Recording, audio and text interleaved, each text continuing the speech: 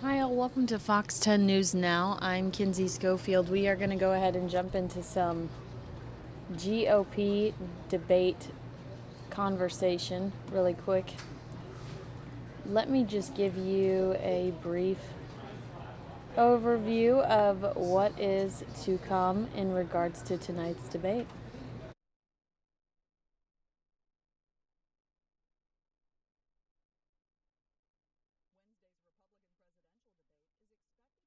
On foreign policy, specifically President Obama's Iran deal. Wednesday's Republican presidential debate is expected to focus on foreign policy, specifically President Obama's Iran deal, a deal opposed by all the GOP candidates, especially this one. This deal is the all-time worst. We're giving them think of this, we're actually giving them $150 billion. Republican candidates all oppose the measure, but will likely take different approaches in their attacks. I think that the answers from Donald Trump and Ben Carson will be more about attitude and perspective, not about policy, and we'll see if that flies or not. But their opposition may not translate to action in Washington. If Democrats share the president's determination to win ugly on this important issue, then they have sufficient numbers to do that, apparently. It's less of an issue in the Democratic presidential race, with independent Vermont Senator Bernie Sanders backing the agreement and former Secretary of State Hillary Clinton taking responsibility for working on it. I put together the coalition that came up with the sanctions that brought Iran to the negotiating table. The self-imposed deadline for Congress to vote down the Iran measure is this Thursday, but with the political implications lasting well into 2016. In Washington, Caroline Shively, Fox News. All right, and one candidate that everybody seems to be talking about right now, really people are so excited to see that she's going to be involved in tonight's speech, especially against Donald Trump. Even Trump said he's excited to spend some time on the stage with her, going back and forth. It's Carly Fiorina, and she was recently in the Valley, and I'm going to show you some of Carly in the Valley so you can get kind of a sense of how she's going to be this evening against everyone's favorite Apprentice. Make Arizona great. Please join me in welcoming to the stage Arizona's 23rd Governor, Doug Ducey.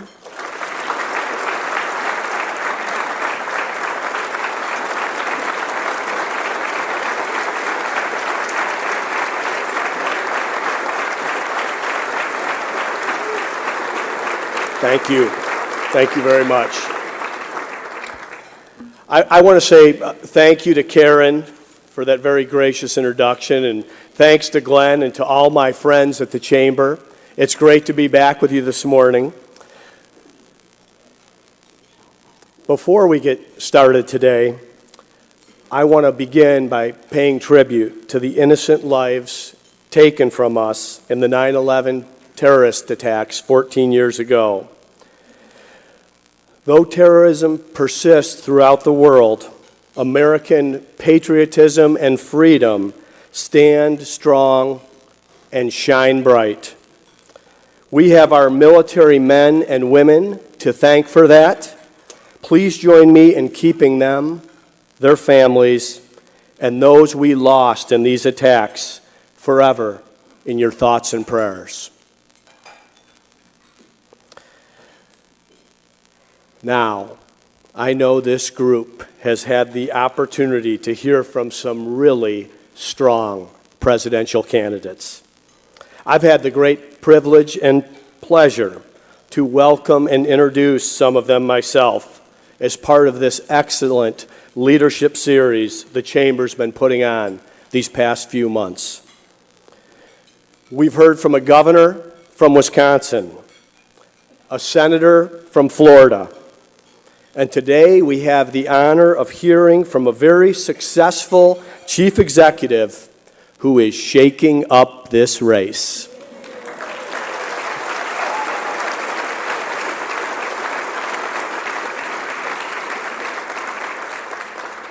Like Carly Fiorina, my background is in business. And it's always such a breath of fresh air for me and for all of us, I believe, to see a private sector leader enter the ring. Because when it comes to the issues that Americans care the most about, growing our economy, creating jobs, promoting individual liberty, supporting responsibility, and creating an environment where everyday Americans can start and grow a business without government standing in the way, CEOs know how to make it happen. This is a country where any individual, regardless of race, background, gender, status, or social class, can be a success. We need to get back to a place where our leaders support that vision. Opportunity for all. A place where everyone is encouraged to pursue the American dream. A place that, instead of the president telling people, you didn't build that, we have a president that says, thank you for building that. Thank you for creating jobs.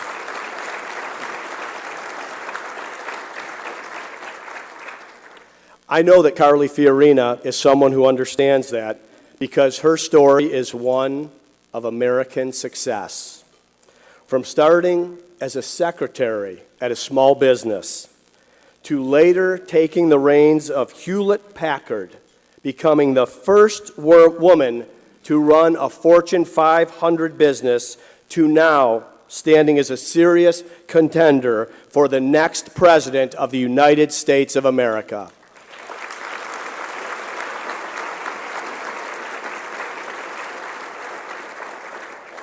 She is a shining example of someone who believes and has lived the American dream, who has benefited from the American dream, and who has demonstrated her commitment to make that American dream achievable for all Americans.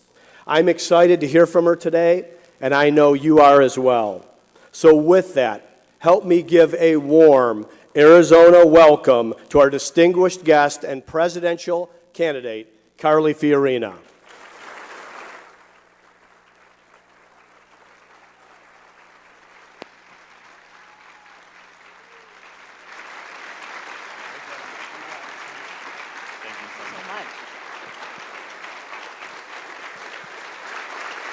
Thank you so much.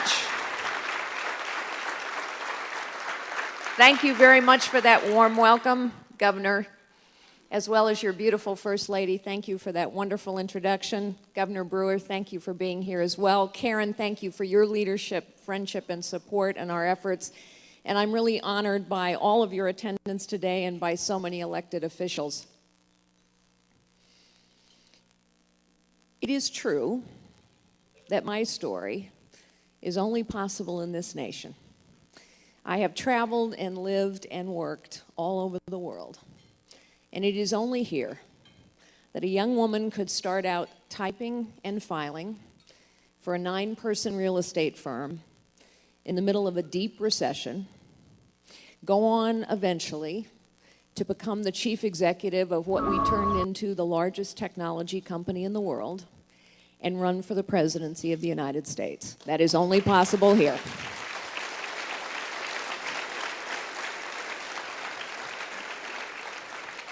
And it is possible here because this nation was founded on a visionary, actually a radical idea. The visionary idea was that everyone has potential. I've learned that over and over in my life. Most people have far more potential than they realize. Our founders knew that everyone has God-given gifts. My mother taught me that many years ago. It's true, and so they founded a nation on the idea that here you had the right to fulfill your potential, to find and use your God-given gifts. They expressed it as a right to life, liberty, and the pursuit of happiness. And the radical part of that idea was they said that right to find and use your God-given gifts to fulfill your potential, that right comes from God and cannot be taken away by man or government.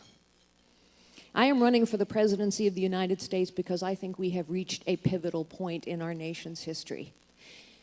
I think we are at a point where the potential of too many Americans, indeed the potential of this great nation, is being crushed by a federal government that has grown so big, so powerful, so costly, so complicated, so inept, so corrupt, and a professional political class that is unwilling or unable to do anything about it. We know what the problems are, and I think the American people do as well. We know that this economy isn't growing at its full potential. We know that we have a government bureaucracy in Washington, D.C., in which problems fester and yet never get solved. And we know as well that we are no longer leading in the world, and that when we do not lead, the world is a more dangerous and a more tragic place. This, on this day of all days, on the anniversary of a tragic, terrible terrorist attack, we must remember that only the United States of America can lead, and we are not leading today. I want to focus, if I may, mostly on the economy, and then we can, during Q&A, answer questions, whatever questions you have. Why is it that we are not fulfilling our potential? Why is it that our economy is growing at 2% when it ought to be growing at 4%, at least? Well, we know the answers, but it's worth thinking about. First, we are tangling people's lives up in webs of dependence. We are not encouraging them to go to work. We are not encouraging them to find and use their God-given gifts. In fact, just the opposite. We are discouraging them. We are making it too easy for people not to work instead of encouraging them to work. If you happen to be a single mom with 2 kids and you're working 20 hours a week and you depend on food stamps to support your children, and you are fortunate enough to find a 40-hour-a-week job that pays you twice as much, you will lose those food stamps you depend upon, and you will end up taking home less pay to your family than if you stay dependent and work 20 hours a week. In other words, every incentive we have in our system now is wrong, whether it's long-term unemployment benefits or webs of dependence that we tangle people's lives up in. When we discourage people from working, we are treating them with disrespect and disregard. Why? Because dignity comes from work. Everyone is capable of living a life of dignity and purpose and meaning, and work brings dignity. Second, we know our education system is failing. And how long have we been talking about this in our political process? We've been talking about the education system, the failure of our education system, for how long? And here's a fact. For decades now, the Department of Education has gotten bigger and bigger and bigger. For decades, we've had one program after another rolling out of Washington, D.C. No Child Left Behind, Race to the Top, Common Core. They're all big, bureaucratic, Washington-based programs, and not a one has improved educational outcomes. In fact, educational outcomes continue to deteriorate in this country. It continues to be true that if you are living in a low-income neighborhood, you have less of a chance of getting a good education than someone in a high-income neighborhood. It has never been the character of this nation to say that where you live is going to determine what your future is. And yet, that's the education system that we have today. And of course, we are crushing the engine of economic growth in this nation. What is the engine of economic growth? We know the answer to that too. It's the little 9-person real estate firm that I started out in. It's the family-owned auto body shop that my husband Frank started out driving a tow truck in. In other words, the engine of economic growth in this nation has always been the small business, the new business, the family-owned business, the community-based businesses, those businesses that people build, like your governor, create 2/3 of the new jobs in this country and employ half the people, and we are crushing them. The weight of government is crushing them. For the first time in U.S. history, for the first time in U.S. history, we are now destroying more businesses than we are creating. We cannot be the party that defends crony capitalism. And crony capitalism is alive and well in Washington, D.C. You know why? Because big government favors the big. If you have a big, complicated, powerful, complex government, a regulatory thicket, a 73,000-page tax code, who does that favor? It favors the people who can hire the accountants, the lobbyists, and the lawyers to figure out how to make every one of those loopholes and rules and regs work for them. I led a $90 billion company. And I can tell you, as a chief executive of a $90 billion company, if I didn't like the rules, the regs, and the tax code, I could hire all the accountants, lawyers, and lobbyists I needed. But the 9-person real estate firm, they can't. And it is why those are the businesses that we are crushing. And to tell the truth, crony capitalism has been alive and well in Washington, D.C. for a long time. It has existed under Republicans and Democrats alike. The truth is, Republicans talk about limited government and reducing the size of government, but it hasn't happened. It hasn't happened in 50 years. Government has gotten bigger, more complicated, and more powerful for 50 years under Republicans and Democrats alike. And the sheer weight of that complexity is crushing to people's potential, crushing to this economy. And of course, we have festering problems that aren't getting solved. Pick your problem. Debt and deficits, yes, they've gotten much worse under President Obama, but debts and deficits have been growing for decades. Tax reform, wow, we talk about it every election cycle. We somehow never get to it. Immigration, it's a subject, yet again, of this election. It was in 2012. It was in 2008. We've had an insecure border for 25 years. We've had a legal immigration system that's been broken for 25 years. San Francisco has been a sanctuary city since 1989, and there are 300 of them now. The VA, the scandal that burst here in Arizona about veterans dying, waiting for appointments. Yes, the political class passed a bill because they couldn't take the pressure that said we could fire 400 senior executives in the VA for failing to serve. Only 2 have been fired. But that festering problem, that stain on our nation's honor continues as well, because we learned last month that 307,000 veterans have died waiting for appointments. And you don't hear a peep from the professional political class. Ladies and gentlemen, we have reached a pivotal point in our nation's history. We must lift the crushing weight of this government off the potential of this nation. It reminds me a lot of the difference, I'll close with this, it reminds me a lot of the difference between management and leadership.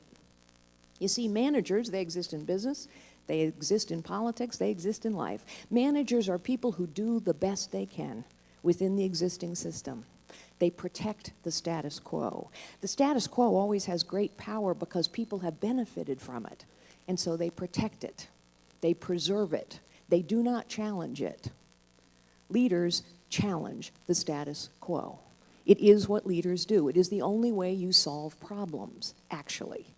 Problems that have festered for a very long time is to challenge the status quo. That is why I'm running for president. I believe we need someone in the Oval Office who actually understands how the economy works. I believe we need someone in the Oval Office who understands how the world works and who's in it. I know more world leaders on the stage today than anyone running, with the possible exception of Hillary Clinton, only I didn't do photo ops. I had meetings.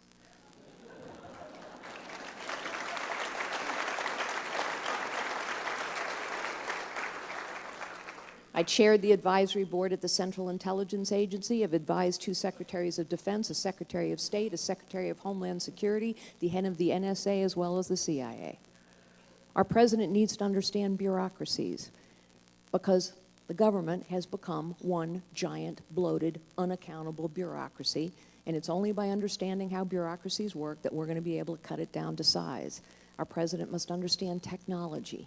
It's a tool. It's also a weapon being used against us. And no, Mrs. Clinton, you don't wipe a server with a towel.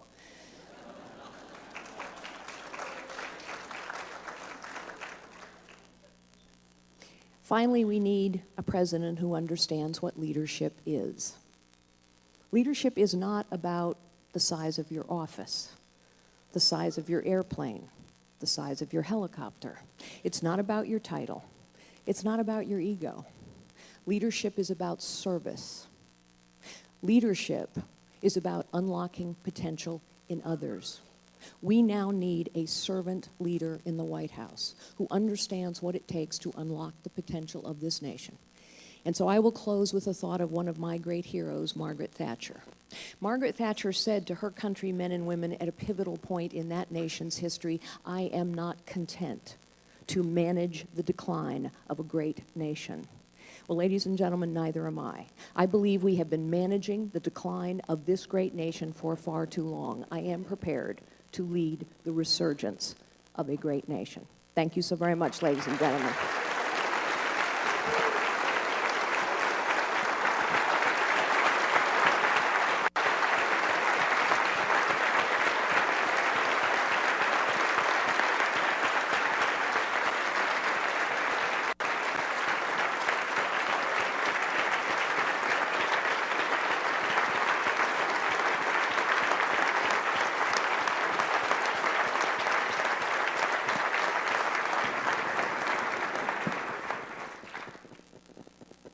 I'm looking forward to seeing you on the debate stage next week.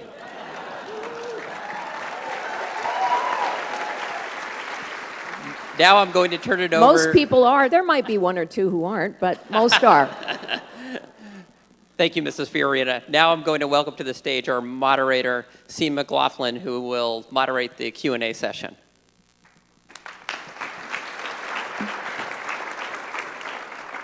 Thank you for that smattering of applause, ladies and gentlemen. Carly, welcome to Arizona. Thank you very much. Great speech. We appreciate that. I've been tasked to do a little Q&A with you with topics that would probably resonate with this audience, with the Arizona Chamber of Commerce. But first and foremost, I want to start with, what do you attribute? What is the reason you think is behind your current surge in not only the national polls, but right here in Arizona? What is the reason behind your momentum at this point in the campaign? I do think, just as you did here in Arizona, I do think people understand the system is broken. It's not just about replacing a D with an R. The system is broken. It's not working anymore. The political class and the federal government do not serve the people who pay for them. And so I think now people are looking for a different kind of leadership. And I think as people, I started out with the lowest name ID in the field. I still have the lowest name ID in the field. Almost half of the audience that will tune in to the debate next week will never have heard my name and don't know I'm running for president. But as people get to know me and see me and hear who I am and what I believe and what I've done, and most importantly, what I will do, they tend to support me because I think people understand the kind of leadership that's necessary now. Glenn mentioned the debate. You are in the debate next week. Do you have a strategy? Of course. Would you care to share it with us? Now, I know CNN is counting on a big audience, so, I need to leave a little suspense here. But look, let me just say that the debate stage is, once again, an opportunity for me to introduce myself. There are some who will know me, but there are many who do not know me. And so I have to introduce myself to them. Who am I? Why am I running? And so that's a big opportunity for me, and I will take full advantage of it. And of course, There are others on the stage as well. I don't want to dig into the other people on stage that are going to be with you next week, but the country has certainly got over the fact that there are two women candidates, strong women candidates in this race for president. When do you think your fellow candidates will get over that fact?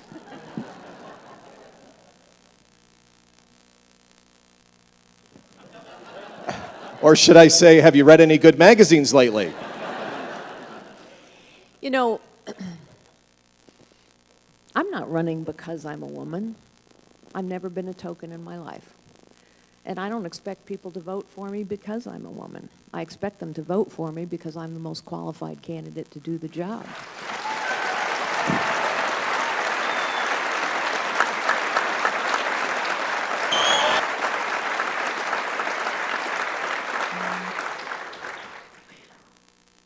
It's also true that women are half this nation. Women are 53% of voters. We're the majority. And so this nation cannot reach its potential unless every man and every woman has the opportunity to reach their potential. All right, let's talk about some of the topics that are very of interest to the Arizona Chamber and the guests that are out here today. Most importantly, our place in the world, the West, the regulatory state, competitiveness, and finally, experience and outlook. Let's talk about the West. Obviously, you are our neighbor growing up over in California. Western states like Arizona, Governor Brewer, Governor Ducey have kind of stood on the mountaintops and said, look, we are unique out here in the West. We deal with unique issues, forest fires, concerns over our drought, security of our water supply, vast amounts of federal lands, and dealing with federal lands.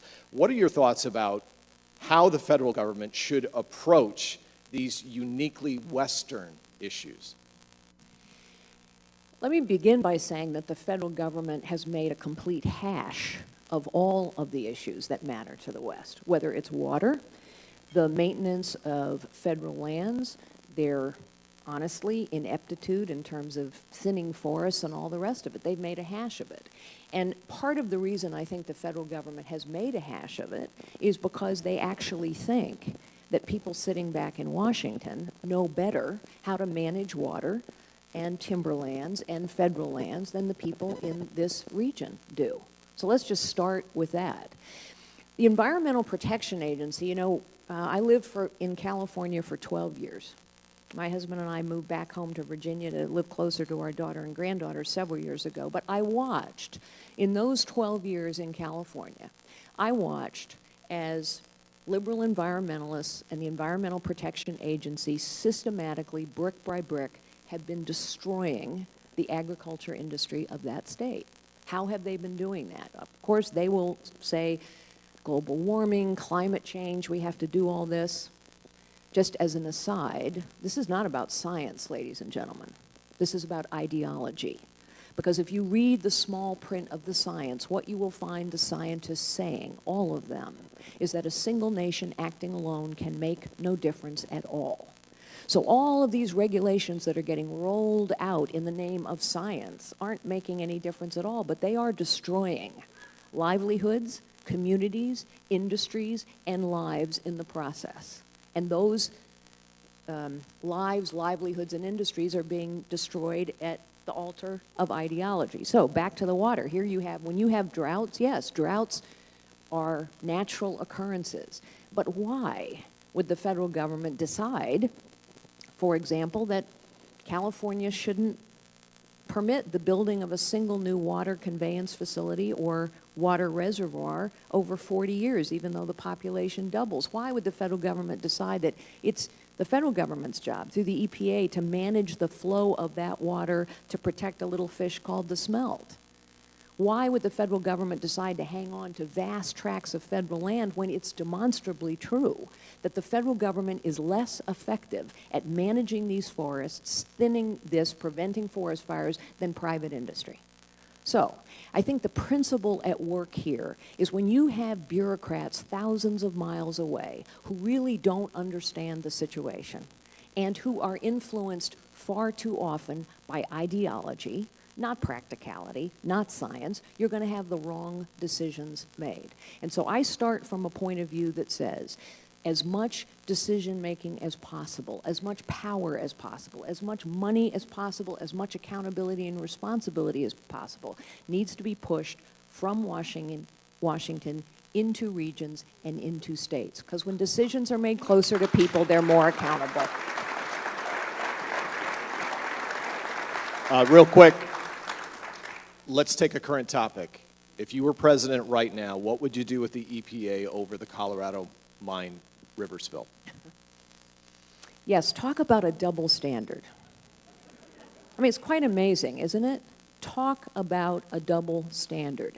The EPA clearly was responsible for that spill. They clearly engaged in a cover-up about their responsibility of that spill. And then instead of excoriating the EPA as they have private industry, they said, well, you know, they're not a for-profit organization. Wow. A bunch of excuses. They ought to be held to the same standard of accountability that they have held private industry in spill after spill after spill, period. And oh,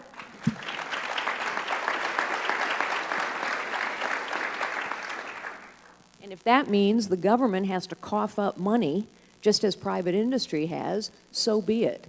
But the EPA has far too much authority. It is why I would, as president, roll back a whole series of EPA regulations that have been rolled out over the past couple years without regard to Congress, without regard to asking people what they think. By the way, Congress could and should and hasn't passed the REINS Act, which in essence would give Congress the accountability and the authority to weigh in on regulations before they're laid out there. They haven't done that. I wish they would. But the point is, the EPA is part of this crushing burden. The EPA now controls, I told you, you know how much of your water they control. They control in a state like Iowa now 95% of the water based on their decisions around how they're going to classify groundwater. A terrible thing, and they're destroying industry after industry after industry. They all have to be rolled back. So just to clarify, you would use executive orders as president to roll back those regulations? Yes, because they were put in place by executive order.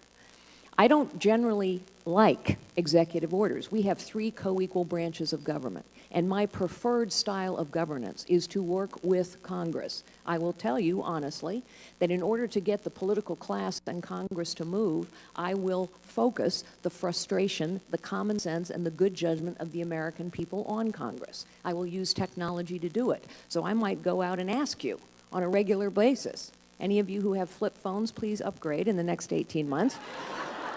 Seriously, because you need smartphone technology to do this.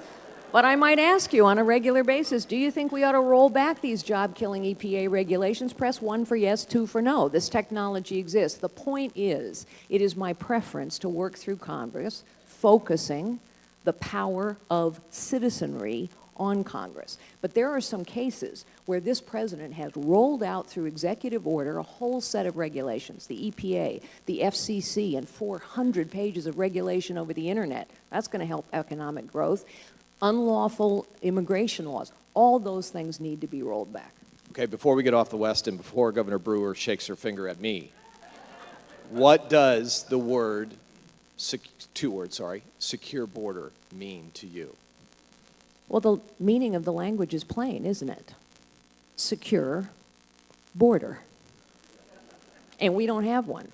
And we haven't had one for 25 years. And everybody talks and talks and talks about it, but somehow it just never gets done, which is why people are frustrated. Politicians are great at talk. Some other people are great at talk too. But the point is, in the world I come from, talk is cheap and actions speak louder than words. We know what it takes to secure a border. Governor Brewer knows what it takes to secure a border. Governor Ducey knows what it takes to secure a border. It takes money, it takes manpower, it takes technology. Mostly, apparently, what it takes is leadership and political willpower. By the way, the Congress, a lot of you worked hard, I did too, to return a historic majority of Republicans to the House and a Republican majority in the Senate. The Congress right now could pass, and have not, a border security bill. I wish they would. This isn't rocket science, folks. We need to secure the border. I will.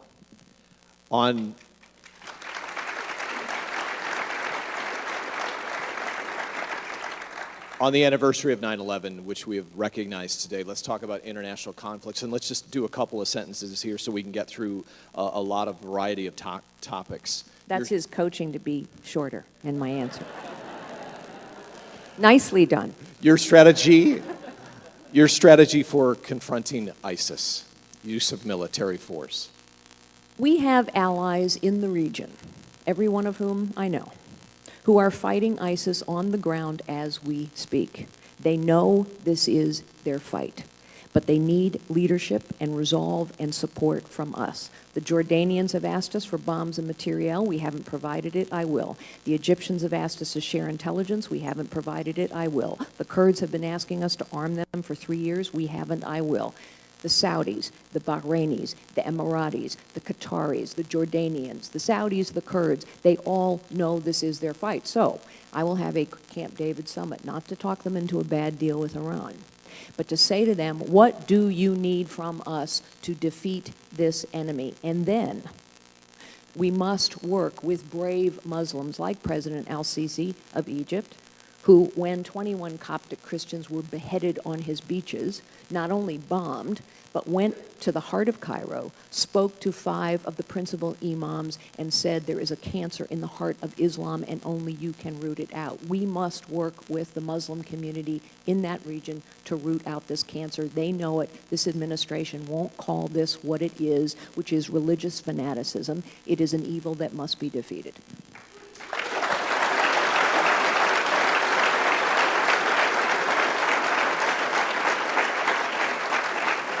Let's talk quickly about U.S. competitiveness. Jeb Bush was on the debut of Stephen Colbert. He said that President Obama's ideals were correct, but his ideas were wrong. Do you think we are still the most, or the best place to do business in the world? And do you think we should cut the corporate tax rate to 20% and reduce personal income tax rates as well to the number of brackets? So I don't agree with Governor Bush. I do not agree with President Obama's ideals. I think President Obama's ideal is to make this nation one among many. I think this is an exceptional nation, unique on the planet and in all of human history, and we must lead in a way no other nation can.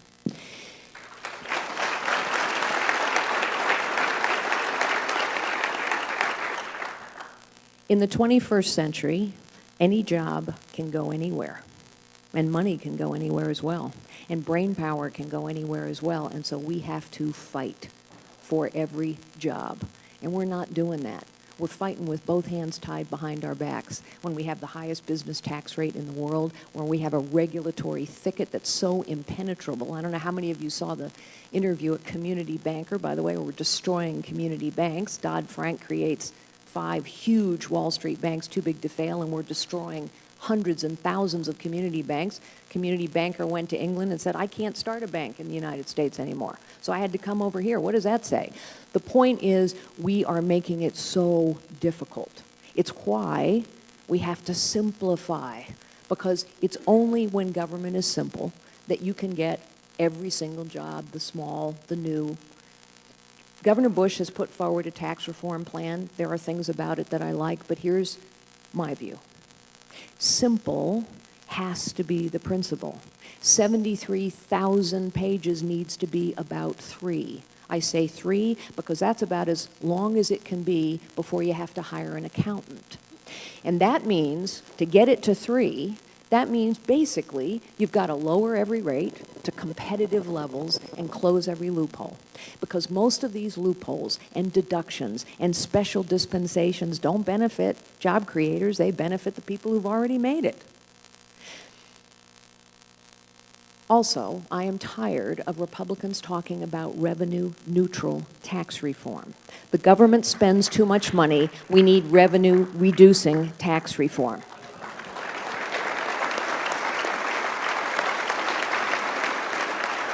Final question as we get these people back to work on this Friday. Back to your opening speech about that single mom on welfare, wants to work 40 hours and support her children the best she can. A candidate in this race said he believes the American dream is dead. What do you believe? The American dream isn't dead. The American dream has always lived in the hearts of Americans as they find and use their God-given gifts. I was asked once why I was a conservative, and I said because no one of us is any better than any other one of us. Every one of us has God-given gifts. Every one of us has the capacity and the desire to live a life of dignity and purpose and meaning. And I know our values, our principles, our policies work better to lift everyone up. It is not that people lack potential. It is not that they lack ambition. It is not that that single mom doesn't want to do better for herself and her children, and I have met so many of them. It is that their hopes, their opportunities are being crushed. Every problem we have can be solved. Every wound we have is self-inflicted. This must be a nation, can be a nation, where we lead in the world once again, where people all over the world see us as a beacon of hope. And this also must be a nation and can be a nation where it truly does not matter who you are, what you look like, how you start, what your circumstances are. Here, every American's life should be filled with the possibilities that come from their God-given gifts. And it is that vision that drives me every day. We are at a pivotal point in this nation's history. We must take a turn now. And it will require leadership of a different kind in the Oval Office. It will require citizenship as well. Carly Fiorina, ladies and gentlemen.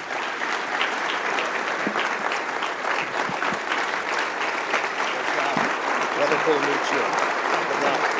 Thank you, ladies and gentlemen. God bless you. Thank you.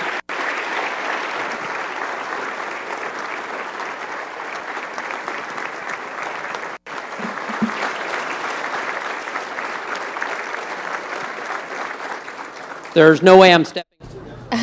I'm going to go ahead and interrupt Carly because she just left the stage, and on this video from 9/11 at the Scottsdale Plaza Resort, that was Carly Fiorina in Arizona.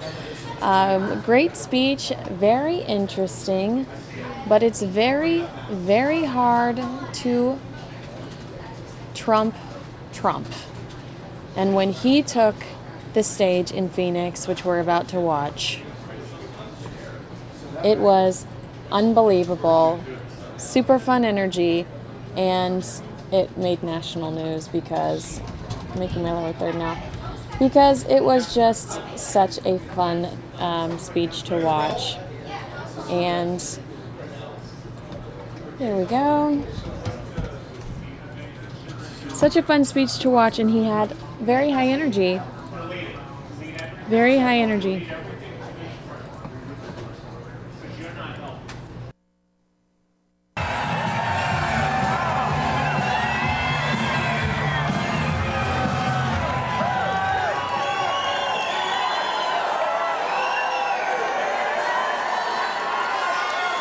This is absolutely unbelievable. Thank you, everybody. Thank you very much. Thank you.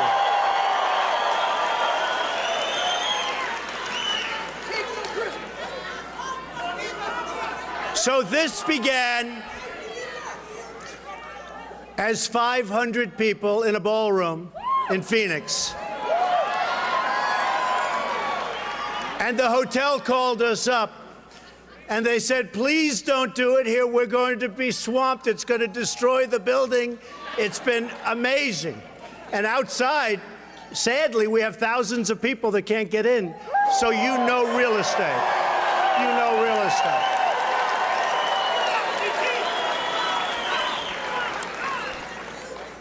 I want to thank everybody. You know, last night, and a lot of you saw it on television, it was actually carried live, we had an amazing event, and a very sad event, and yet very beautiful.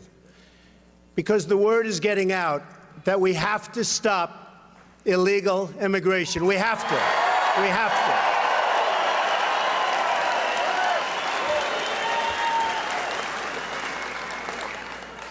to. We have a situation that's absolutely out of control. We have incompetent politicians, not only the president.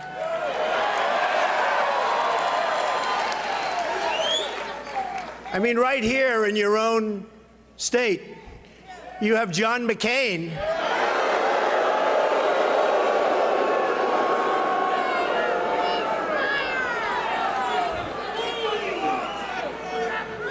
I just hate to see when people don't have common sense, don't have an understanding of what's going on, or perhaps don't want to know. Maybe it's campaign contributions, maybe it's special interests, maybe it's lobbyists. But for some reason, some people don't get it, and I don't think they'll be in office much longer. I really mean that.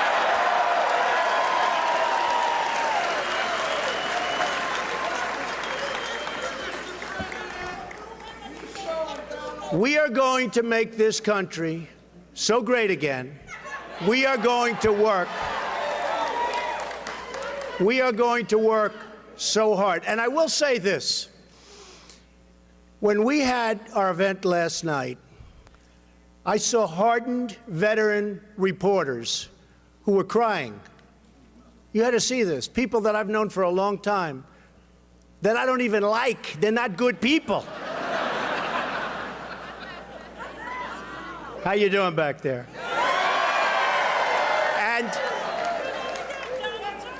And one in particular, tears are streaming down his face, and I'm saying, I don't believe what I'm saying. I didn't think he had a tear in him. And some of the people that spoke were absolutely amazing. One, their child was killed by an illegal immigrant, shouldn't have been here. And this really began for me. It's very interesting because when I started and when they announced, don't forget, everybody said, he's never going to run, right? Then they said very strongly, you know, these are real knowledgeable people. They don't know anything. Then they said, he'll never file his FVC paper. Well, I filed that 2 weeks ago. They said, oh, wow. Then they said, he'll never file his financials, because he's not as rich as people think. And they get filed during this week. And by the way, some of the other candidates will not be filing from what I hear, okay? And when they file, the number is actually much higher than anybody ever knew. And I'm not saying that to brag. I'm only saying that because that is the kind of thinking our country needs. We need thinking where trade deals with China, with Japan, with India, with everybody. We're getting ripped. We're being taken apart piece by piece, slowly. Slowly. China laughs at us. They laugh at our stupidity. They laugh at our incompetent politicians. They have geniuses negotiating for them. We have people that don't have a clue. They don't have a clue. Mexico, and by the way, officially, and I've only said this about 200 times, but it never gets reported. I love the Mexican people. I love the spirit of the Mexican people. I love them. Many, many people from Mexico, legal. They went in the old-fashioned way. They're legal. Many, many people from Mexico work for me. And over the years, thousands of people, Hispanics, have worked for me. And many, many work for me now. But thousands. They're incredible people. By the way, nobody ever says that. Nobody ever says that. They always cut that out. And I'll go a step further. I respect Mexico greatly as a country. But the problem we have is that their leaders are much smarter, sharper, and more cunning than our leaders, and they're killing us at the border, and they're killing us in trade. They're killing us.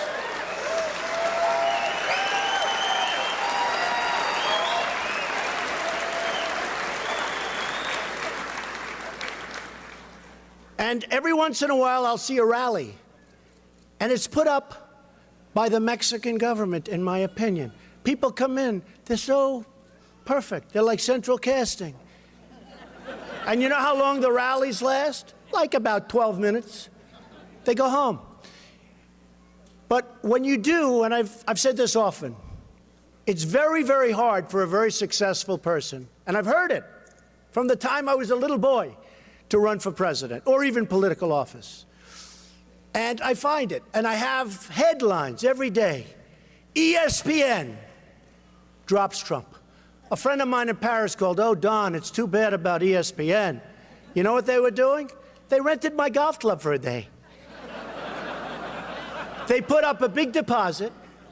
I took their deposit, and then I rented it to somebody else. I made two for the price of one. No, it's true.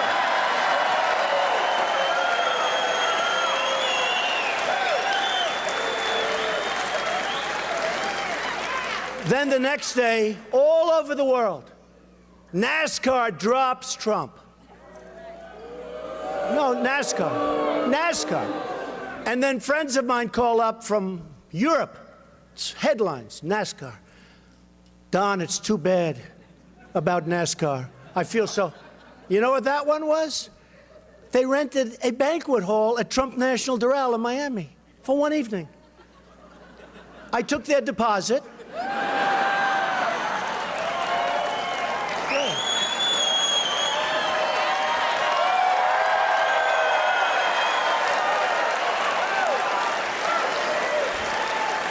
I took their deposit, and you know what? I just rented it for much more money than they were paying. So it's two for the price of one.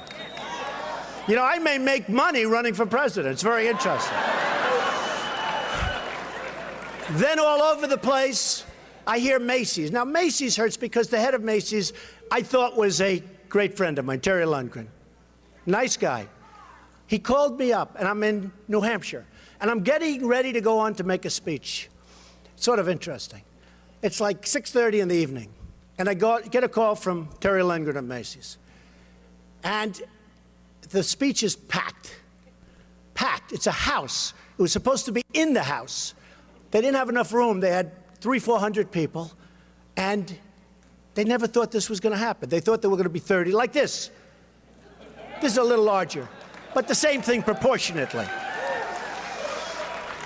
So my phone rings, my cell phone, and it's Terry Lundgren of Macy's. And the man on stage is getting ready to introduce me. And he said, "And you know, we have Donald Trump, the American dream, and all blah, blah, blah, everything." And my phone rings during the introduction. I'm going to be going up there like in a minute. And he goes, "Donald, hi." It's like my best friend. I said, "Terry, what's your problem?" He said, "You're very controversial." Can you believe it? He said, now I'm supposed to be going up, I'm supposed to make a speech. I got all these people. And by the way, cameras, just like you have all these cameras. We're in live television all over the place like we are now. And he said, "Donald, I had calls from Hispanic people saying they're going to boycott Macy's. I don't know what to do." I said, "Terry, be tough. They'll be gone. One day. One day." Now, this is a man that I played golf with. I'm with him all the time. I mean, really was, you understand. Because I don't forget things. I don't forget. He said to me, "Please, Donald, can I cut you?" It's not a big deal. I'm selling ties. And you know what? Honestly, they were made in China, so I didn't care that much. I was like, So I'm walking up the stairs to make a speech, and I have Lundgren saying, "I'd like to cut you," because he's going to get some bad publicity, he thinks. And I walk upstairs, and he said, "And now the American dream." And I'm still talking to Lundgren, and it's like a minute and a half before I walk on stage. People say, "What happened?" And I made a good speech. No notes, no nothing. And everybody was happy. And I just got cut from Macy's. And here's the bottom line on Macy's. Thousands and thousands of people are cutting up their Macy's credit card. I love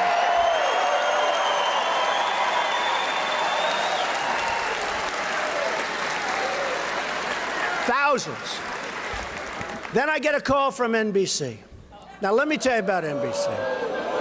No, I got to tell you.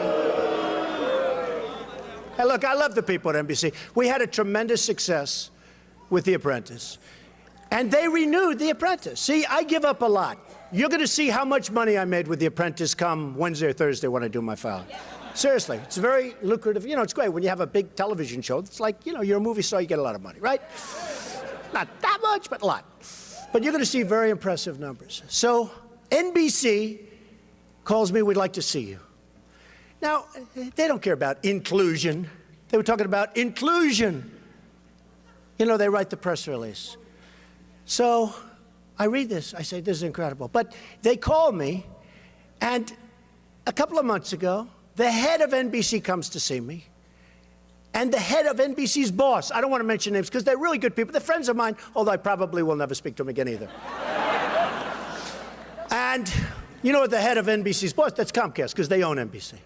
So I get a call, the head of reality for NBC, the head president of NBC, and the head of everything, head of Comcast. And they come see me a number of months ago. Please do The Apprentice. Please, they won't deny it. They won't deny it. I said, I can't. I want to make America great again. I've done The Apprentice now for 12 years. And it's a great show. For 12 years, there have been 14 or 15 copies of The Apprentice. Every one have failed. Every single one. I mean, I could give you the names, but I don't want to embarrass people. Give you a couple of names. No, nice people. Mark Cuban did one called The Benefactor. It was a disaster. Richard Branson did one. Great guy, but it didn't work out.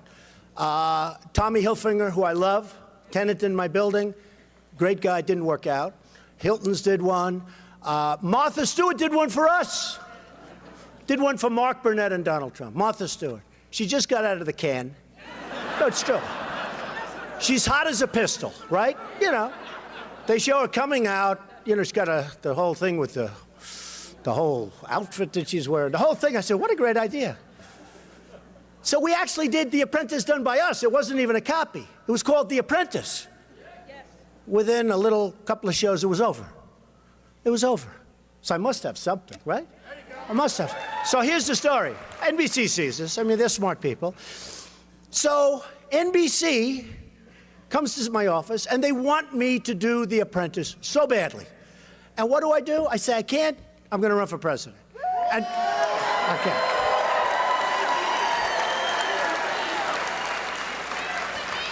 And I said, because of equal time. Now, you know what equal time is. Such a stupid law.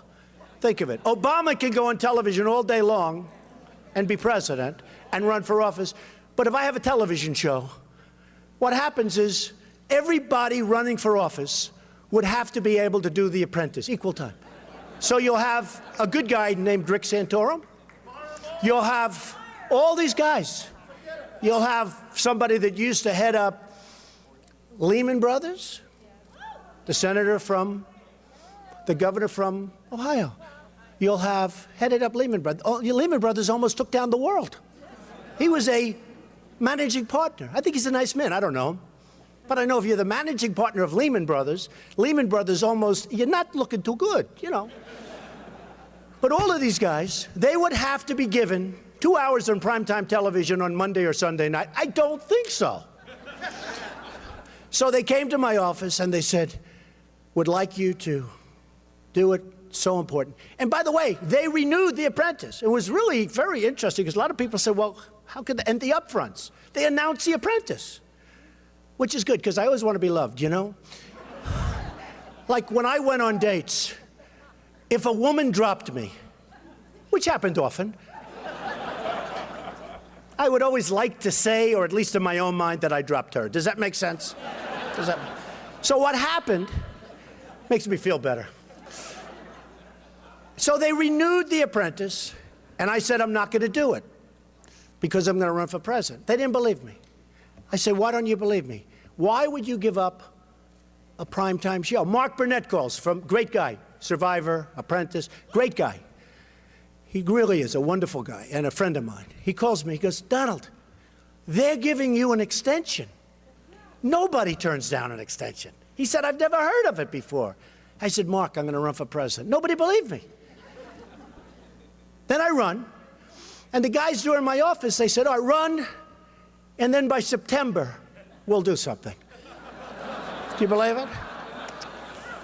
I said, well, if I don't do well, I would have done that. You know, why not? If I'm not doing well, if it's obvious, there's a problem. We just went to #1 in the polls.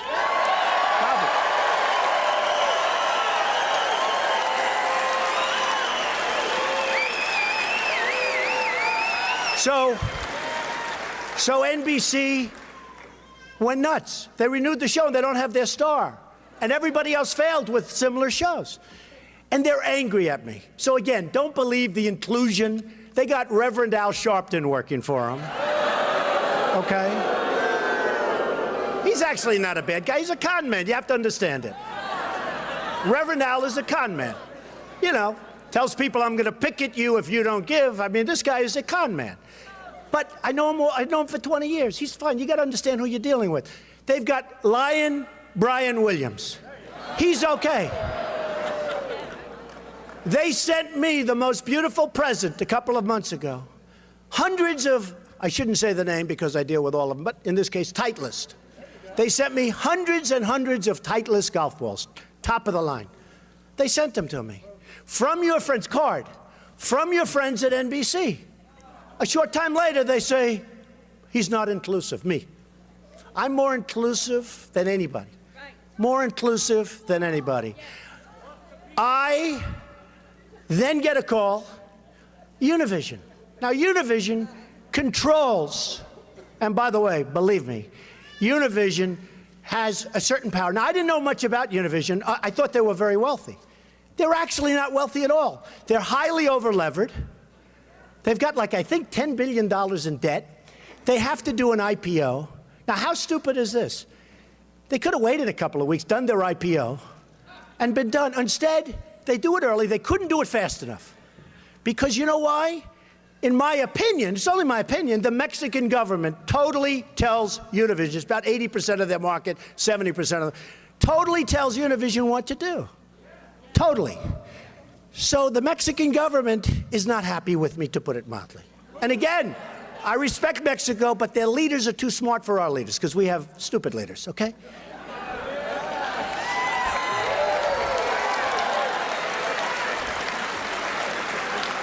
And I'll tell you, just between you and I, just between this little bit of a group, thank you very much.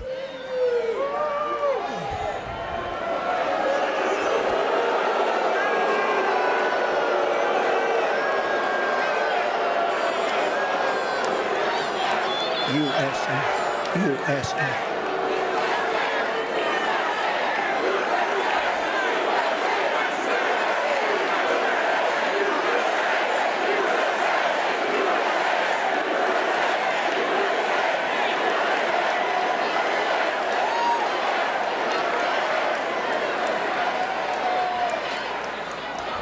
So the Mexican government does not care about the border nearly as much as they care about the bad trade deals that the United States is making with Mexico. That's really what it's all about. That's really what it's all about. So I just sued Univision for $500 million.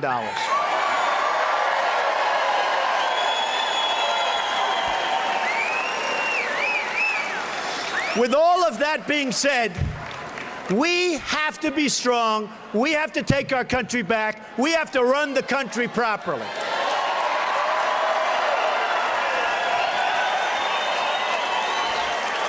So, I'm going to bring up a man who's a great man.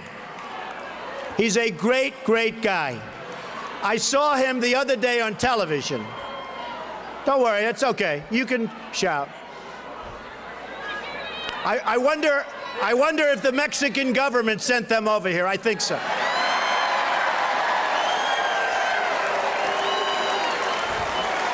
Because I'm telling you, I tell about the bad deals that this country's making. Mexico I respect the country. They're taking our jobs. They're taking our manufacturing. They're taking our money. They're taking everything, and they're killing us on the border. And Mexico does not like it. So remember this. Don't worry, we'll take our country back very soon. Very soon.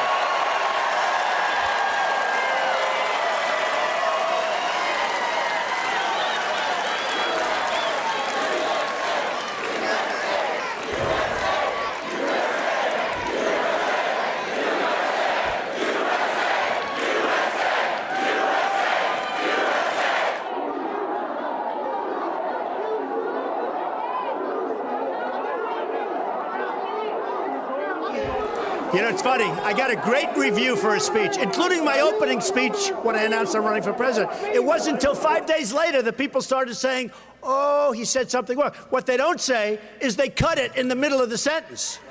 They cut it. Because those people, many of them, not all, some are great, but many of them are very dishonest people, meaning the press. Very dishonest. Very dishonest.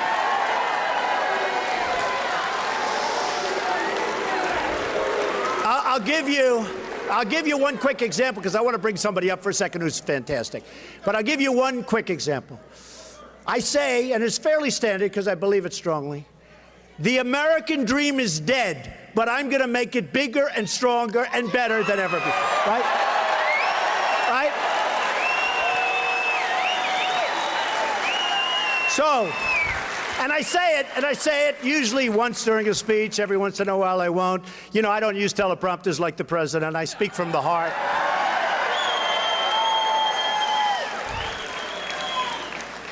So I say the American dream is dead, but I'm going to make it, it's standard, but I'm going to make it bigger, better, stronger than ever before. Okay, so now I go home, my wife says to me, darling, that was such a tough statement. What?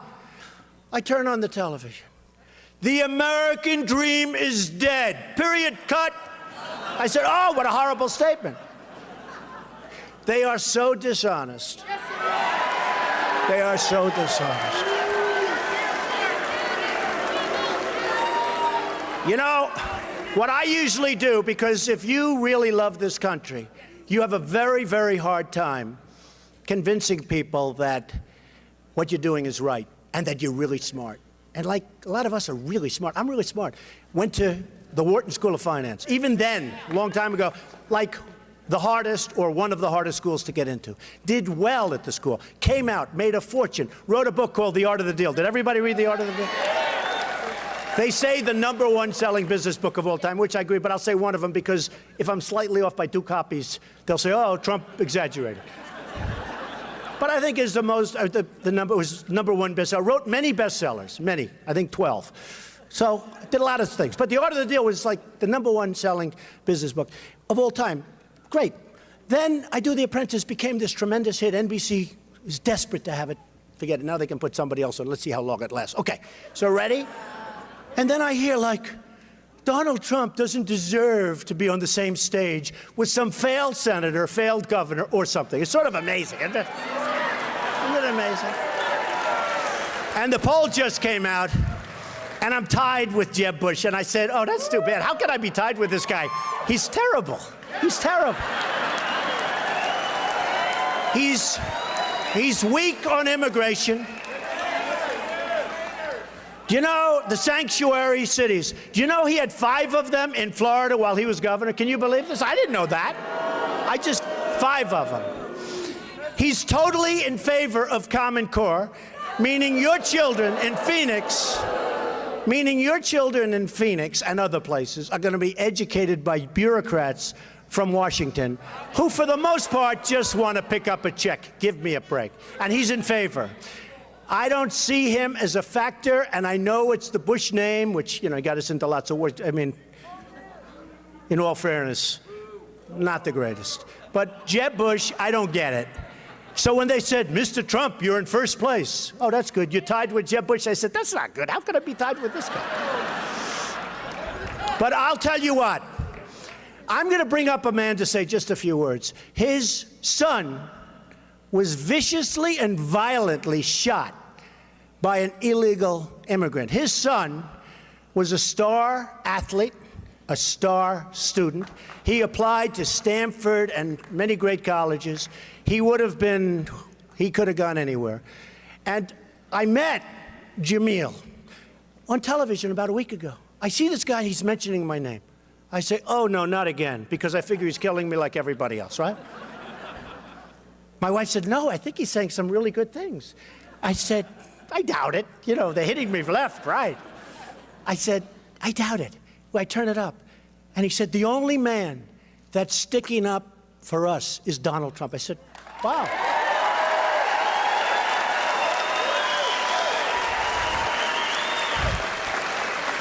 This guy is great. And we were at the news conference with his mother and his sister yesterday, and it was one of the most incredible things.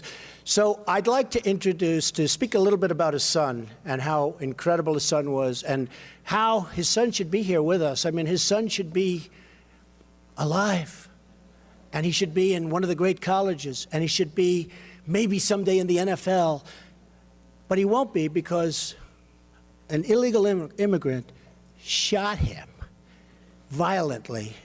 And this guy is the best guy. He's become my friend. He's been with me for a few days. And just say a few words about your boy.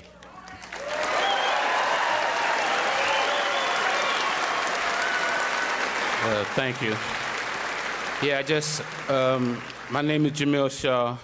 My son was named Jamil Shaw II. He was shot dead in the street by an illegal alien, or should I say, someone in the country illegal. And he was a good kid. I'm sorry, he was a good kid. He was a good kid. He was.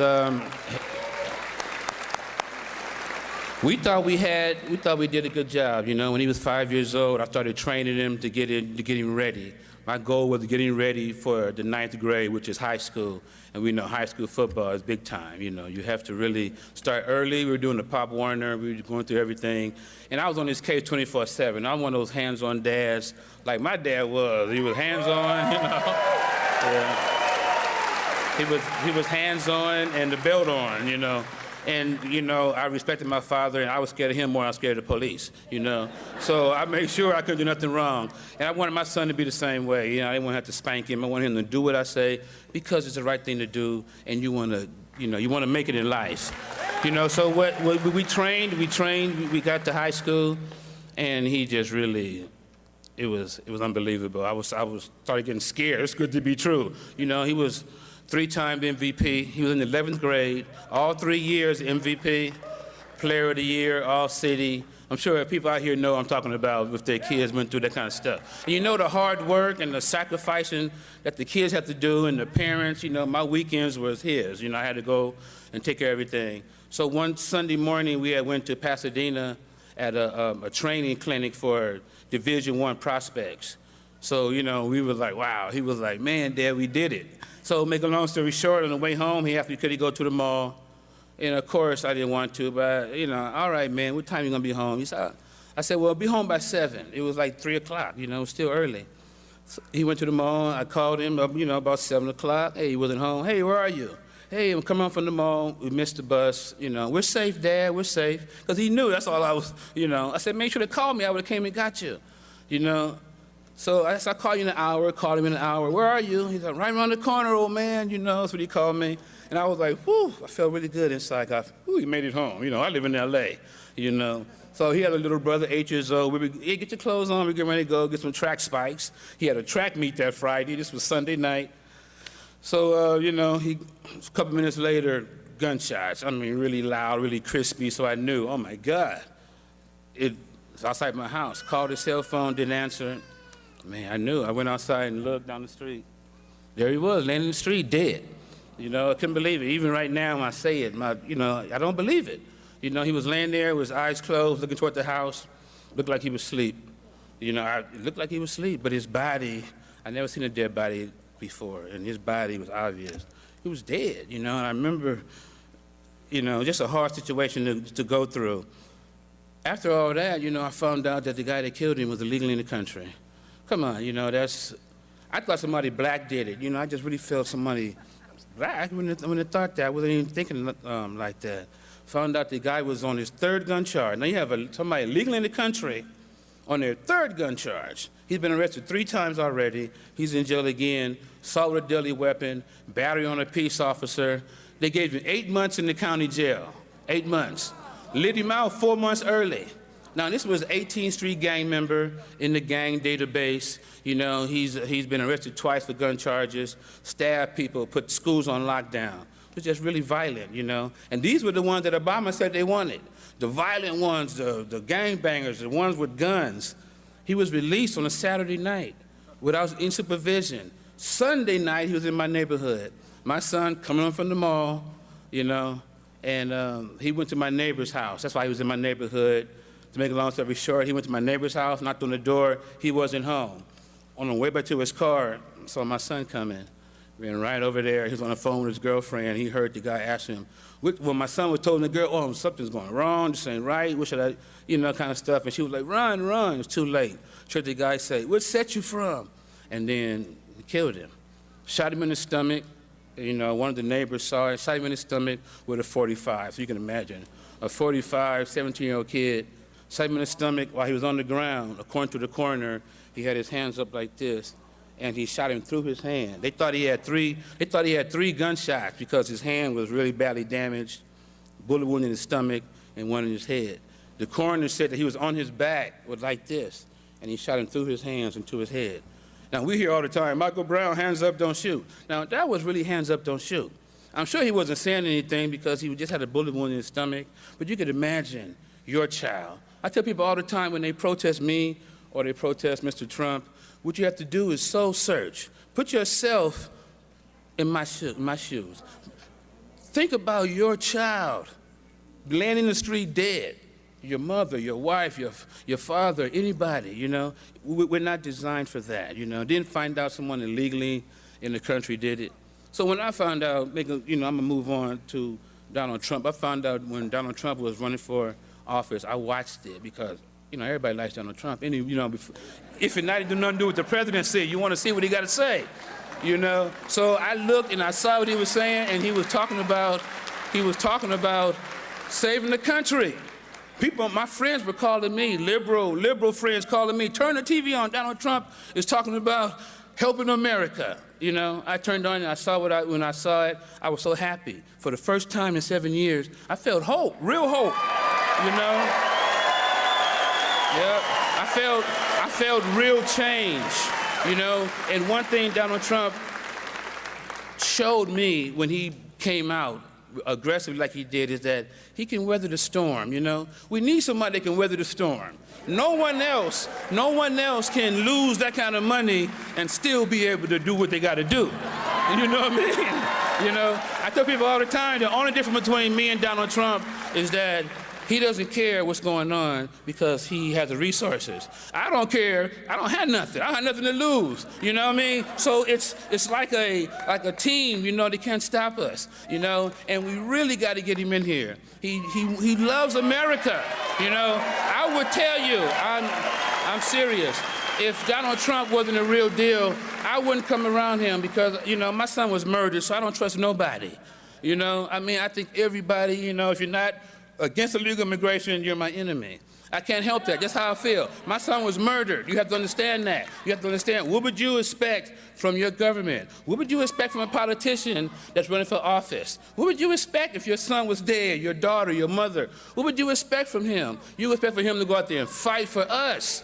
What do we have? You know, he's the only one that's talking about saving our country. All the Republicans, we were going to be bamboozled. Donald Trump exposed them all because they were all going to say, we're going to save the border and we're going to save, and they wouldn't have did nothing. Because now they're after him. So what were they going to do for us? Nothing. We have to trust Donald Trump the way you trust your mom and your dad when you was growing up. You don't have to believe everything they believe. You don't have to do whatever they say, but you have to trust them. That's your mom, that's your dad, it's somebody you have to believe in. And I can always say, when people don't want to hear what I have to say, ask yourself, what would you do if somebody killed your kids?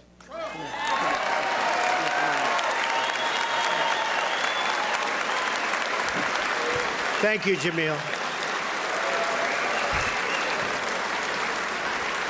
So, amazing story. By the way, Jamil's sister's here too, and she told me the story that when Jamil saw the boy laying on the sidewalk dead, this incredible young man with such a future, Jamil laid down on the sidewalk and started pounding the sidewalk with his hand and badly damaged his hand, badly. He couldn't understand it. He couldn't believe it. Just an amazing guy. I mean, just an amazing guy. And he wasn't being heard. He wasn't being heard. And the only reason I heard him is because he was talking on a show and he was mentioning how badly they've all been treated. And then you have in San Francisco a beautiful young woman, Kate, and killed by somebody that just pleaded innocent. First pleaded guilty. Now he has a good lawyer. And went into court and pleaded innocent. And they'll be playing around with him for about 15 years in court. And probably he'll get off too. It's a horrible thing that's going on with our country. And these are two people that should be alive. And these are people that shouldn't have been in this country. They flow in like water. And I love legal immigration. I love it. I love it. I think it's great.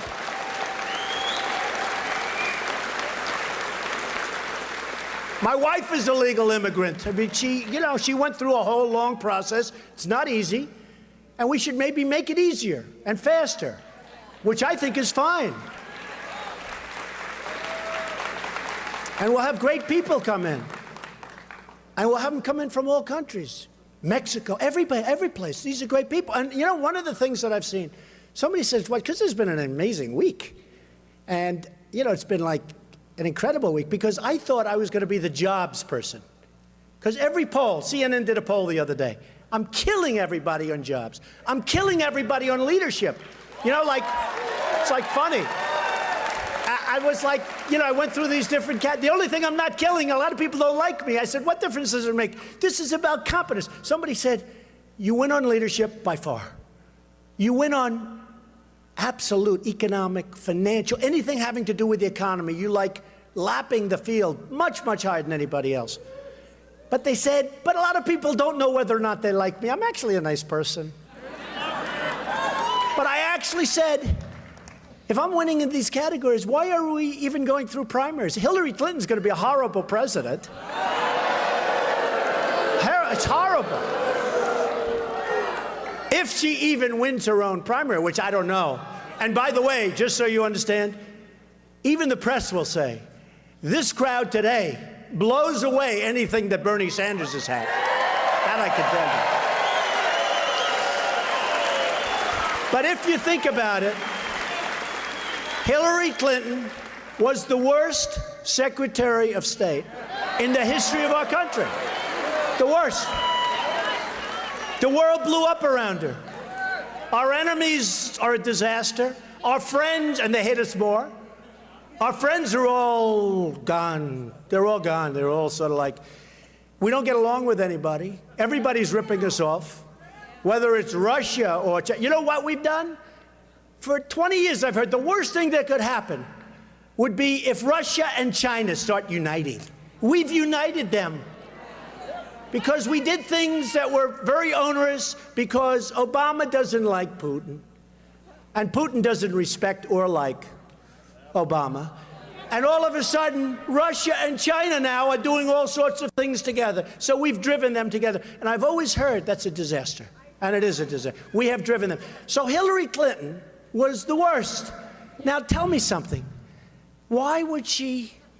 Just tell me, why would she be a good president? She'd be terrible. Who would you rather have negotiating a deal, a trade deal, with anybody? Trump or Hillary?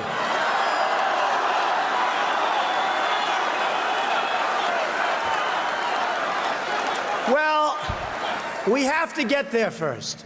So, who would you rather have negotiating a really good deal with?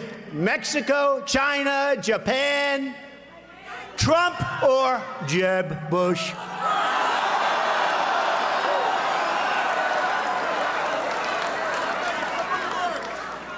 So, When I started, I really thought it would be, a long slog, and I was okay with it. I didn't think that the immigration thing would take on a life like it has. I made some very tough statements about people flowing through, because that's one of the things, to make our country great again, we have to create borders, otherwise we don't have a country. So it's one of many things. And I've been very strong on it. It's one of many things. We have to make great trade deals and all.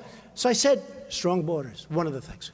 I said, trade deals. Who would do better? I'll tell you what, I know the greatest negotiators in the world. Some are horrible people, horrible human beings. Who cares? Some Wall Street guys, they're brutal, they're miserable. You wouldn't want to go out to dinner. They're terrible people. I love them. I know the best. I know people that are totally overrated. They're not good like they think and like the press thinks. I know people that you never heard of that are better than all of them. I would take one, put her in charge of Japan. Good luck. You know who's our primary representative right now? Carolyn Kennedy. You know how she got the job? 60 Minutes. She went to the White House. She said, I'd love to have a job. I have nothing to do. They said, how would you like to be the ambassador to Japan? She goes, really? And Abe from Japan, who's a killer, he's great. He's already knocking the hell out of the yen, by the way, which makes it even more impossible for us to compete. And he's whining and dining her, and I watch it all the time, whining and dining, and just doing a number on our country. A friend of mine is a great excavator. That's what he does. He digs foundations. He digs lots of dirt, earth. But he's a great excavator, big. And he always bought Caterpillar. And he calls me up recently, and he goes, I'm a little depressed. Why? I just put in a big order for machinery, for excavating equipment. I said, oh, that's good. Did you buy Caterpillar? No, I bought Komatsu. I said, you bought Komatsu? It's fine. It's a well-known brand. I said, you bought Komatsu, why? He said, because Japan, this is very recently, has so devalued the yen, brilliant, smart, these are smart people, that it made it impossible for me to buy Caterpillar tractors. I owe it to my family. I owe it to my employees. I owe it to myself. I have to do what's right for my company. So it made it impossible. So he ordered Komatsu instead of Caterpillar. This is happening all over the place. Today, in the Wall Street Journal, big story, Ford going to build tremendous plants all over the place overseas. Ford, by the way, speaking of Mexico, again, I respect them. I wish we had smart people. Ford is building a $2.5 billion plant. Who ever heard of this? $1 billion plant, $2.5 billion in Mexico. Now, here's the story. Now think of it. So I'm saying to myself, that's not good. And in addition to that, in Tennessee, a big plant, $1.2 billion, was going to be built in Tennessee, Wall Street Journal. And all of a sudden, the last moment, they decide to go to Mexico. It's going to be built now in Mexico by a big German car company. And Tennessee is great. And the people were great. They all thought they had it. And in the last moment, it goes to Mexico. So I said to myself, wow, $2.5 billion. And they're going to make cars and trucks and parts. And they're going to send them into the United States. No tax, no nothing. Now, I told you, I went to the Wharton School of Finance. I'm like a really smart person. My uncle was Dr. John Trump, was at MIT, one of the smartest people, great engineer, great, smart, right? For many years, he was at MIT. And I'm saying to myself, where does this help us for Ford to build a plant in Mexico and then sell without tax? No tax. All it means is one thing, that we don't build a plant in the United States, whether it's in Phoenix or anywhere, because it's being built in Mexico. You're right. That one I like. So I said to myself, okay, Jeb Bush is president. And he knows it's the wrong thing. Right now we have Obama. He won't call. He doesn't even call to get our hostages back from Iran. Here we are in the middle of a deal, and he doesn't call about that. One sentence, I'd say, you got to, before we start, get those people back. Used to be 3, now it's 4. Get those people. They'd be back the next hour. You need the right messenger. The Iran deal is a disaster. The Iran deal is a disaster. They're begging. Our chief negotiator at 73 is in a bicycle race. He falls and breaks his leg. This is the mentality we have. So I said, what would Jeb Bush do to get... You're right, Benghazi, another Benghazi. You hear our politicians, John McCain, 2 days, oh, Benghazi, you don't hear about it anymore. Hillary Clinton with emails, oh, the emails, 2 days. I'm more disappointed in the Republicans in many ways. They talk and talk and talk. So, Jeb Bush, let's say he's president. So let's say Jeb Bush is president. He knows it's no good to have a $2.5 billion plant built right near our country. Well, how does it help us, right? So here's what happens. He knows it's no good. He'll have a little pressure. Don't let the plant be built. And he might even say, don't let the plant be built. Might even call the head of Ford. The plant's not going to be built. And then the next day, he'll be called by special interests that supported him, his lobbyists who push him around like a piece of candy, or his donors who have stock in Ford. And they'll say, you can't do that. I helped you. You can't hurt them. You just can't do it. He folds in about 2 seconds. So let me say Trump is president. Right? Let me say Trump. So I don't need anybody's money. Actually, people are setting up PACs all over the place. I don't care. If they want to give it to me, I'll take it, okay? But I don't need money. I don't want money. So I'm doing my own. You'll see that on Thursday or whatever the hell day I file. You'll see I did really well. Much better than anyone ever thought. Just the opposite. So here's the story. So Trump is president. So I'll get a call from the head of Ford. And I'll say, you got to build in the United States. Sorry. They'll say, but Mr. President, really, we don't want to. I say, here's the story. Number one, congratulations on your new plant in Mexico. And number two, we're going to charge you 35% for every car, truck, and part you send over.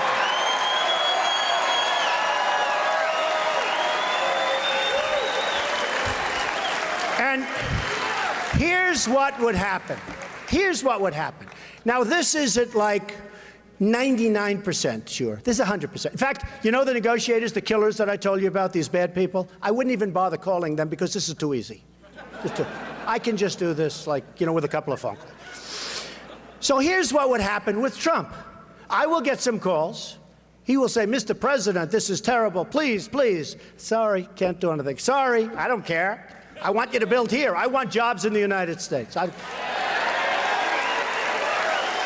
So, listen, so they would go and they'd call up the lobbyists. I'd say, fellas, hey, I hire lobbyists. I have lobbyists all over the place. They're great. If I want something, go do this. I know the system better than anybody. I'm a donor. Somebody said, oh, you gave to the Democrats. Of course I give to everybody. I want to get everything done. Everybody loves me. Everybody loves me. I give to everybody. Now, in a lot of ways, that's very bad, because you know what? That's bad for the country. You know, it's bad, but that's the way it works. But I give to everybody. They all love me. They don't love me so much anymore, by the way, I have to tell you. But here's what happens. So he'll call. I say he folds sometime prior to 5 o'clock in the evening. But he could be tough, and he may last till 12 o'clock the following day. And he'll say, please, and 5 guys will call me that are friends of mine and, you know, who I couldn't care less. I'll say, no, you don't understand. I want that plant built in the United States. I want jobs in the United States. I want to bring our industry back. Now, this is just one of many deals. And here's what happens. I will get a call probably the first day, but maybe the second day, because they're tough negotiators. And I'll say, Mr. President, would you reconsider? I'd say, no. They'd say, Mr. President, we've decided to build the plant in Phoenix, okay? So simple. It's so simple. It's so simple. We have totally incompetent people. Now, some people say they're bad people. I don't think they're that smart to be bad people. I just think, honestly, I mean, a lot of people get angry when I say, I don't think they're bad. I think they're stupid. I think they're incompetent. So we've got to take our country back. We've got to get rid of Obamacare.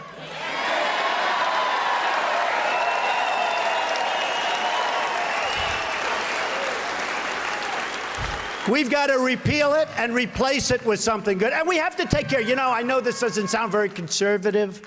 We got to take care of everybody, not just the people up here. We got to take care of everybody, okay? Get used to it, conservatives. I love you, conservatives. Get used to it. Let's take care of everybody, please. And by the way, Obamacare doesn't. And if you look at the premiums are going through the roof. The deductibles, frankly, you have to get hit with a Komatsu tractor in order to use them. They're so high. We can do it. You get rid of state lines, you put it out, you'll have great care for much less money, the country will spend much less, and we will take care of those people that can't do it. We have to, we have to, we have to. Okay. We have to build up our military.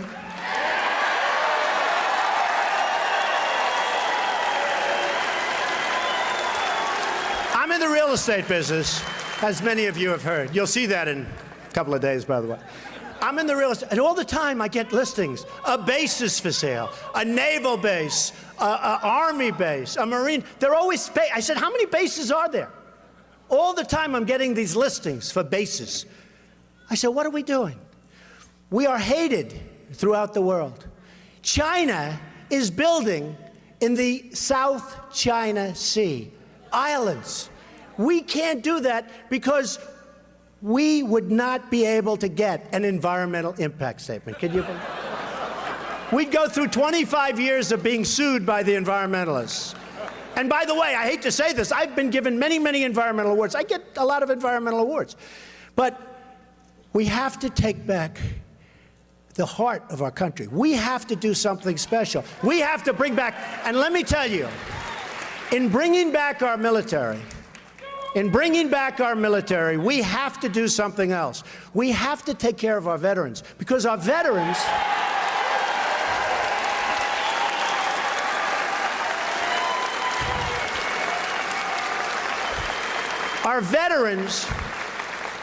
are treated like third-class citizens, and they're the greatest. Now, if you remember a few days ago, Bush was asked the simplest question: was Iraq a good thing or a bad thing?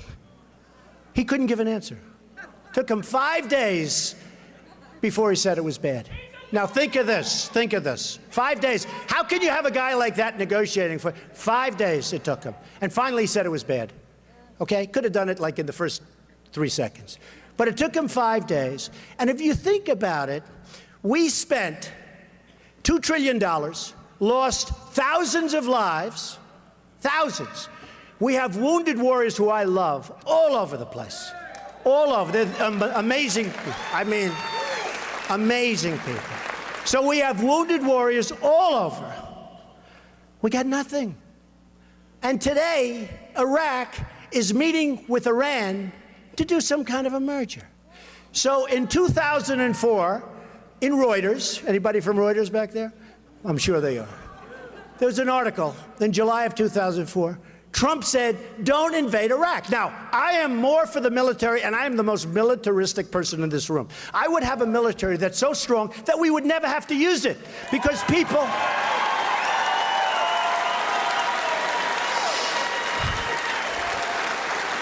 would say, no way we're messing with them. No way we're messing with them.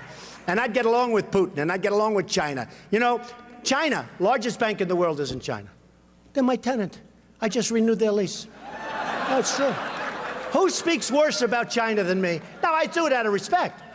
But China, they just renewed their lease. We would never move to a building other than your building. They love it. But it's called respect. It's called respect. They respect smart things, smart people, smart deals. They have no respect for our country. So with Bush, if you people go with Bush, you're going to lose. I'll tell you one other thing, and we're going to wrap it up now, but I'll tell you something, and this will be surprising to a lot of people. Thousands and thousands of people work for me, tens of thousands. I've given tens of thousands. I've taken care of education for families. I've taken care of health care at the highest level. I don't even have to worry about Obamacare because my people do better. My people got lucky, but I got lucky too. They're great people. Great people. But ISIS will be in such trouble.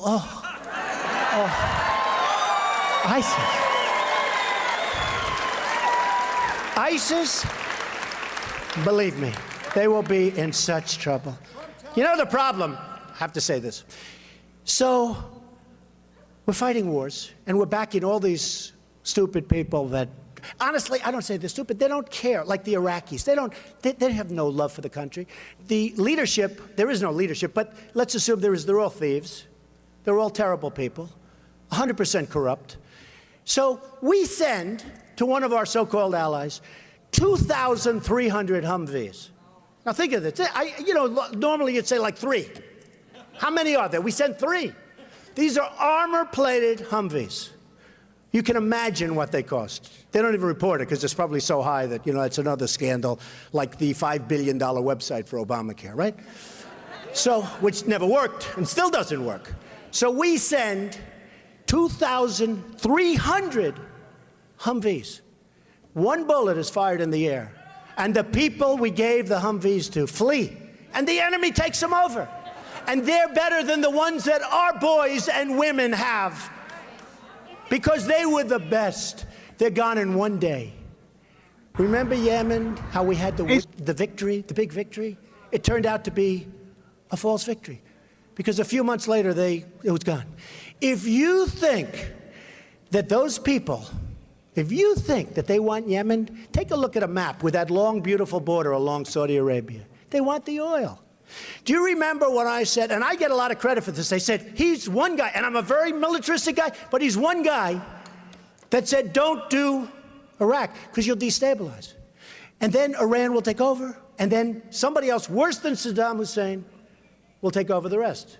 ISIS, worse than Saddam Hussein was never as bad as these people.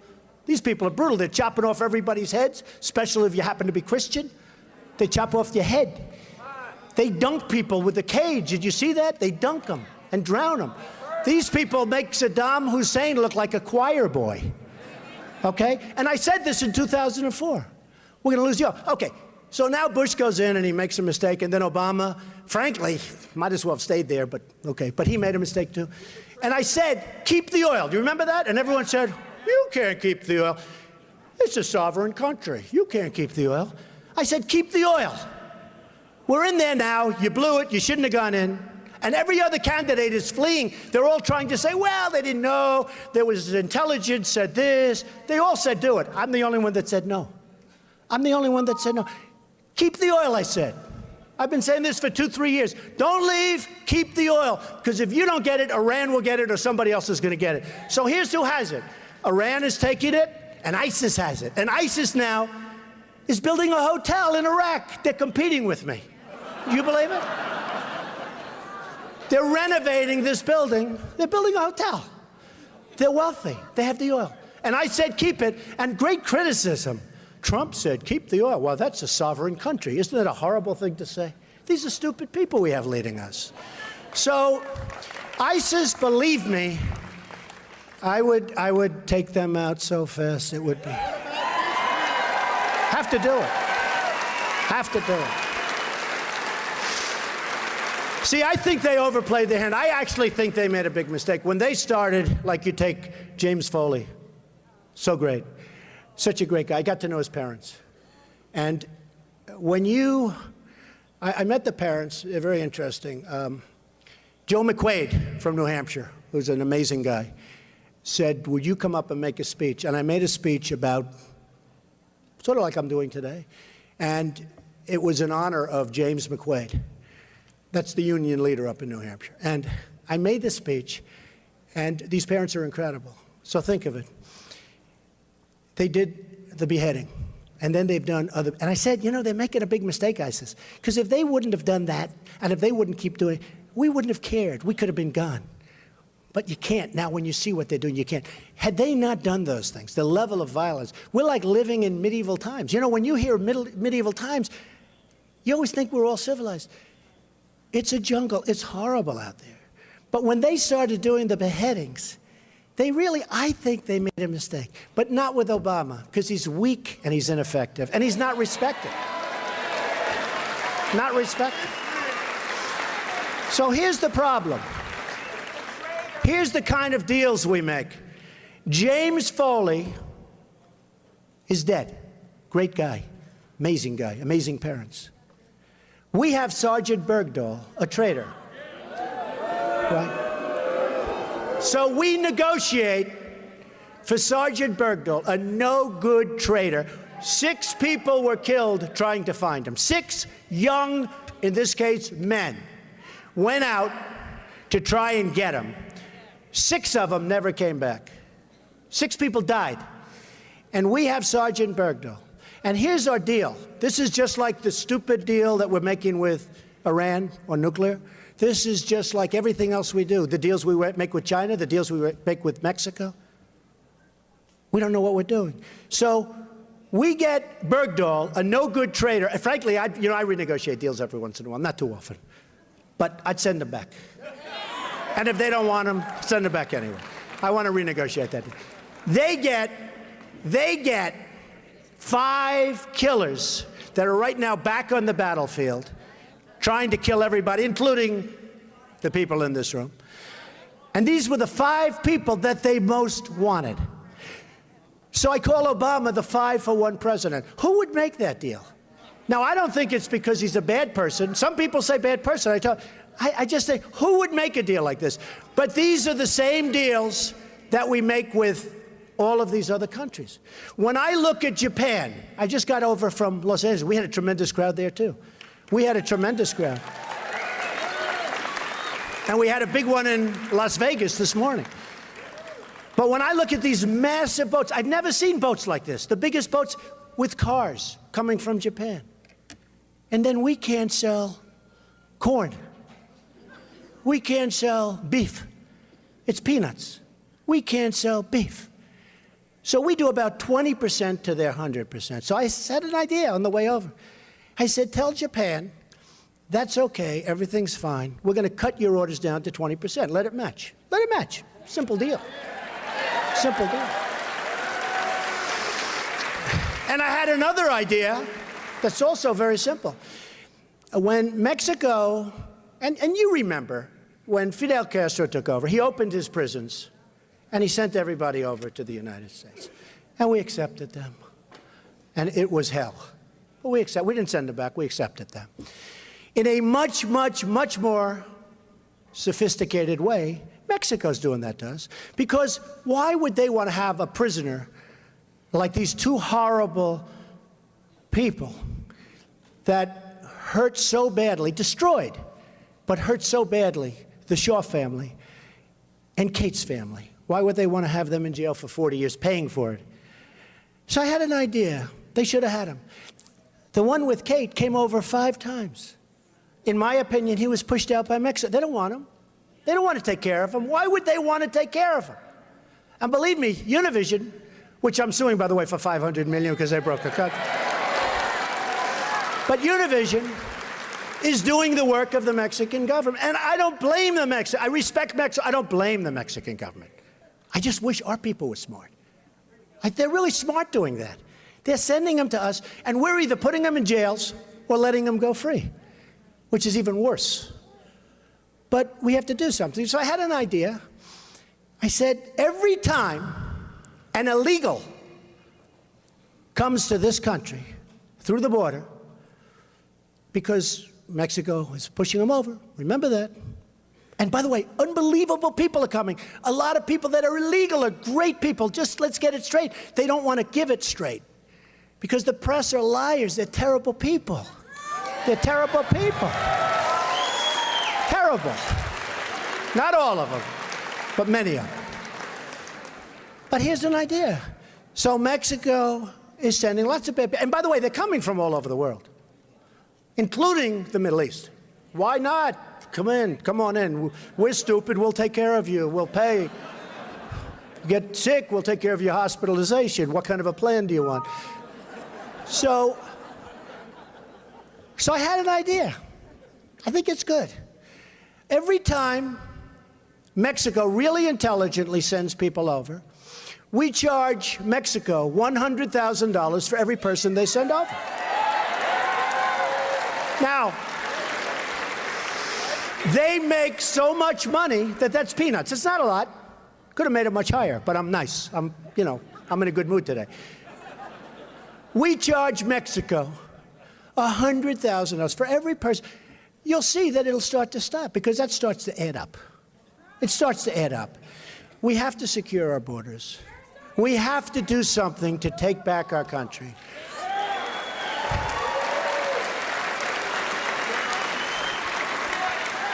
I mean, don't kid yourself, folks. What took place today, even by the dishonest press, what took place today is being seen all over the world. Look at all those cameras back there. This is being seen all over the world. People know.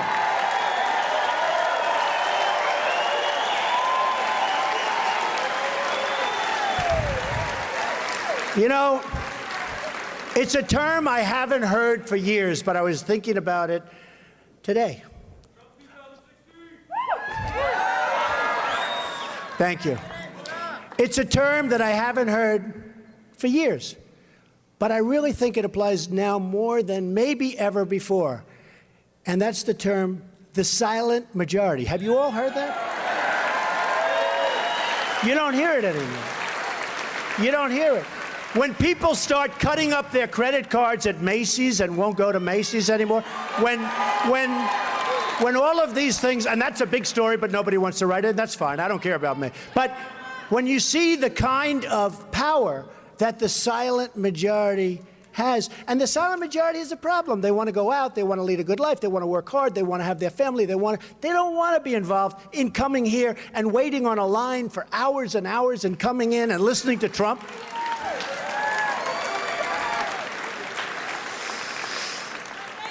But the silent majority is back, and we're going to take the country back.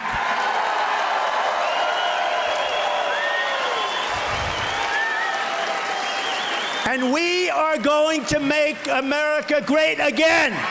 Thank you, thank you, thank you. And I'm going to go ahead and wrap up the afternoon edition of Fox 10 News now. I will see you back here at 6:30, so in an hour.